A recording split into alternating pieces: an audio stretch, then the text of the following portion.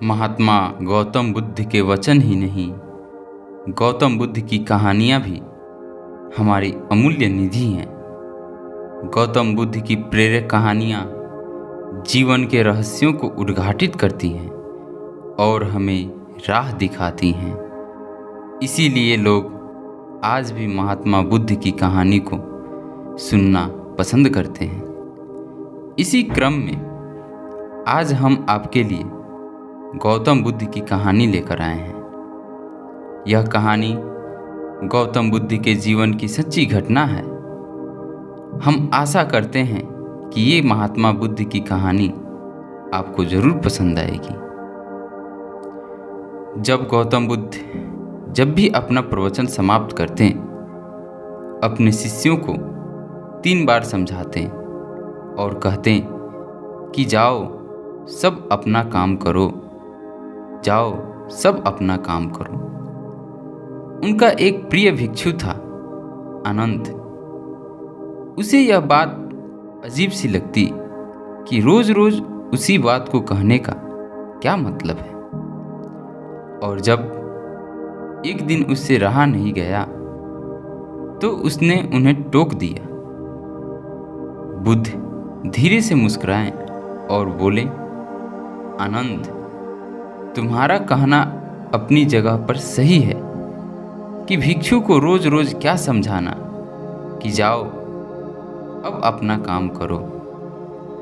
पर शायद तुमने यह ध्यान नहीं दिया कि इस धर्म सभा में सिर्फ भिक्षु ही नहीं, आसपास की बस्तियों से बहुत से लोग भी आते हैं। उनमें से बहुत से लोग ऐसे होते हैं जो पहली बार आए होते हैं। तो उनके लिए मैं यह बात 3 बार दोहराता हूँ। पर यह स्पष्टीकरण भी आनंद के पल्ले नहीं पड़ा। इस पर बुद्ध बोले, आनंद, आज की सभा में जितने लोग बैठे थे उनमें सन्यासी तो बहुत सारे थे, पर एक चोर और एक वेश्या भी थी। कल तुम ऐसा करना कि किसी एक सन्यासी उस चोर और वेश्या से जाकर मिलना और उनसे पूछना कि मेरी बातों का उन्होंने क्या अर्थ ग्रहण किया। यह सुनकर आनंद और आश्चर्यचकित हुआ कि इतने लोगों की भीड़ में बुद्ध ने चोर और वेश्या को एक नज़र में कैसे पहचाना, और भला मैं कैसे जानूंगा कि वह चोर और वेश्या कहाँ रहते हैं। बुद्ध उसके मन की बात समझ गए। उन्होंने आनंद को चोर और वेश्या के बारे में बताया और कहा, जाकर आराम करो, कल सुबह उनके घर जाना।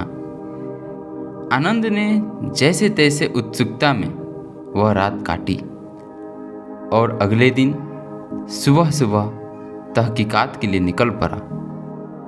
सबसे पहले वह एक सन्यासी के घर पहुंचा जो बुद्ध की धर्म सभा में नियमित रूप से आता था।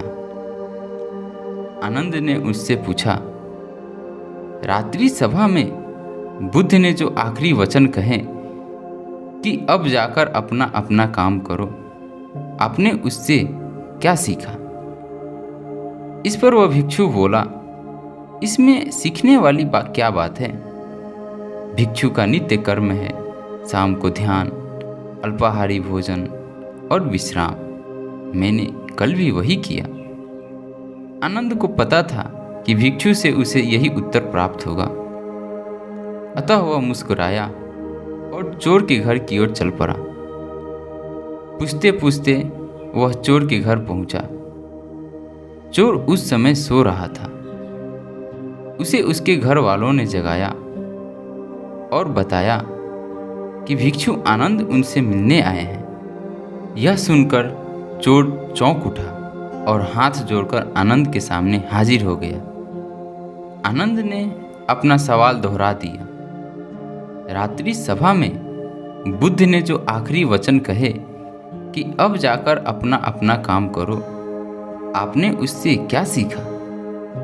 चोर विनम्र शब्दों में बोला, हे भिक्षु, बुद्ध तो अंतर्यामी हैं, इसलिए आपसे क्या छिपाना। मैं कल रात पहली बार बुद्ध की धर्म सभा में गया और उनके प्रवचन सुने। मेरा तो जीवन ही सफल हो गया। बुद्ध के प्रवचन सुनने के बाद मैं उनके कहे अनुसार अपने काम यानी कि चोरी करने निकल पड़ा और कल इतना तगड़ा माल हाथ लगा कि अब आगे मुझे चोरी करने की जरूरत नहीं पड़ेगी। अब मैं अपना जीवन आराम से काट सकूंगा। चोर की बात सुनकर आनंद हैरान रह गया। वह वहां से उठा और वेश्या के घर की ओर चल पड़ा। वेश्या आनंद को देखकर पहचान गई। उसने आनंद को प्रेम पूर्वक घर के भीतर बुलाया और उनके लिए जलपान लेकर आई। जलपान ग्रहण करने के बाद आनंद ने वेश्या के सामने भी अपना सवाल दोहराया। यह सुनकर वेश्या बोली, हे भिक्षु, भगवान बुद्ध ने अपने प्रवचन के अंत में कहा कि जाओ अपना अपना काम करो। सो प्रवचन के बाद मैं अपने घर आई और अपनी नाच गाने की महफिल सजाई। लेकिन बुद्ध के आशीर्वाद से कल के जैसी महफिल तो कभी नहीं सजी। कल मेरी महफिल में कई बड़े बड़े राजे महाराजे पधारे। उन लोगों ने प्रसन्न होकर इतना धन धान्य दिया है कि अब मुझे धन के लिए ये कर्म करने की आवश्यकता ही नहीं पड़ेगी। आनंद के आश्चर्य की सीमा न रही। वह वहां से वापस महात्मा बुद्ध के पास गया। उसने बुद्ध को जाकर प्रणाम किया और उन्हें सारी बात कह सुनाई।